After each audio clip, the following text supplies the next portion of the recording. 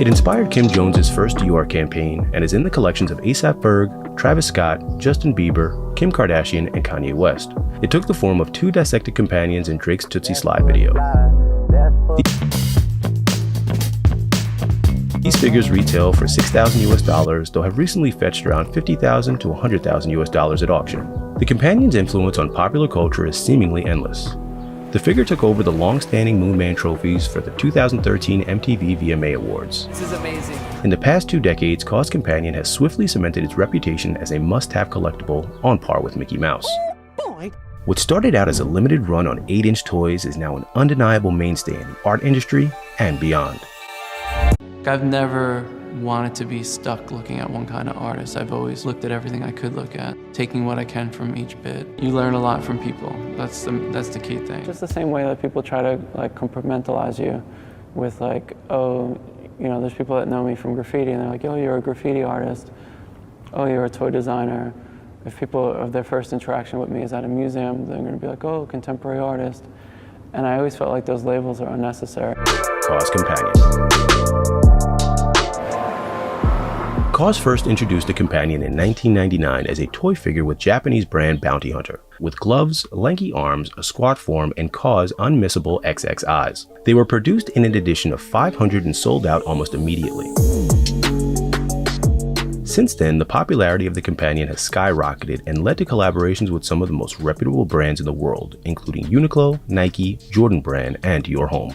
It's fun for me to be able to sort of float between different worlds and different sort of ways that my work could disseminate to people, and I like the challenge. While Companion shares some elements with the artist's existing cartoon characters such as Bendy, Chum, Kaws Bob, Kerfs, and the Kimpsons, the Mickey Mouse-inspired Companion character is his most iconic.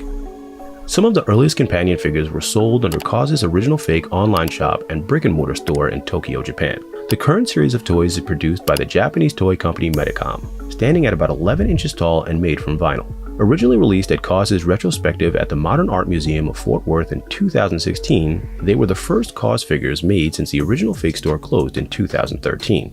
These were the first lineup of toys in an open edition to be shipped out to select boutiques and museum affiliate shops. Kaws also rolls out these products in limited units which make them difficult to obtain, but amplify desirability. For instance, back in May 2017, the Museum of Modern Art in New York City sent out a widespread email announcing that it had limited supplies of the $200 Kaws Companion figure, which was available for sale in its stores and online. The response was so dramatic that the museum website crashed and was down for hours. Kaws has released several limited edition lines of the Companion, including a 4-foot-tall version that costs tens of thousands of dollars, and even 10-foot-tall statues made of fiberglass, but draped in rubberized paint to emulate the exterior and texture of the toys. In 2007, Kaws did a limited edition Darth Vader Companion for the 30th anniversary of Star Wars, and followed up with a Stormtrooper version as well as a Boba Fett variant.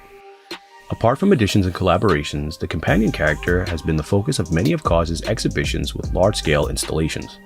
In 2010, he built an enormous fiberglass statue of a weeping companion on the grounds of Aldrich Contemporary Art Museum, and floated a 40-foot companion balloon down 5th Avenue during the 2012 Macy's Thanksgiving Day Parade.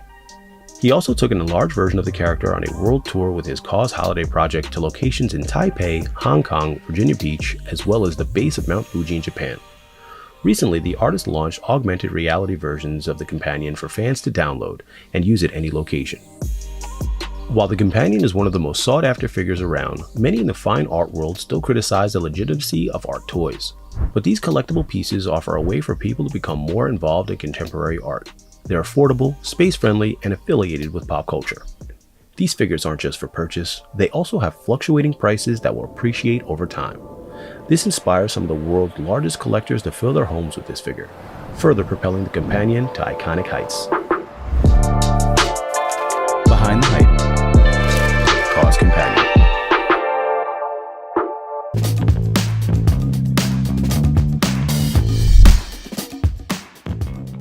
Kaws' style allows him to collaborate with all sorts of brands, from sneaker companies to musicians, without sacrificing his signature vision. He stays true to the art, which is a key reason why he's so popular. And I don't really set any guidelines on when something needs to be finished or if like a certain type of imagery needs to be pushed out of the work. I just sort of let things change and cross-pollinate. I mean, scale's another tool. It's another thing. It's just like the medium you choose to work in, the scale you choose to work. I spent so much time making these sort of small works, and then, you take the same work that you're making small and you shift the scale, and then suddenly you change the dynamic between the viewer and the work. There's really no difference between the two worlds, It's just making work, it's making paintings.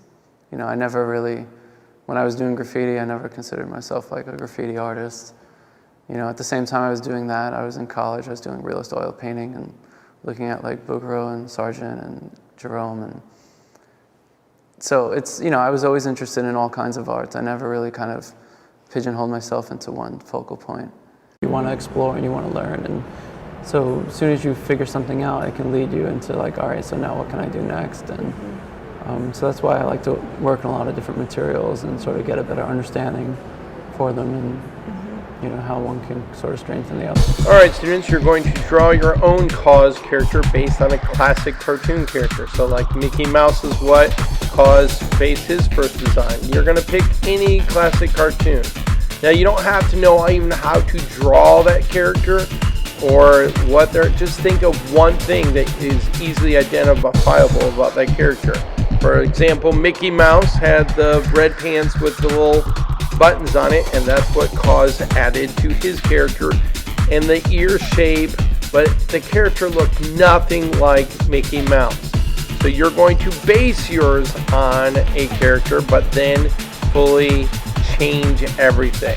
So you're going to make the face different, the eyes different, or whatever, but one thing will help people identify to that main character. Here's an example of a character created by a student that was based on Phineas and Ferb. Now, I believe this is Phineas that he was looking at, but it looks nothing like that character. So you can see how he added things, took away things, but he started with a basic idea. Alright guys, this should be a lot of fun. It's going to take some sketching, so if you want to think of ideas, draw on the back, but your final character should be on the front side of the paper. You can just draw the head, or you can draw the whole body, and then of course you're going to color it in. Alright guys, have fun.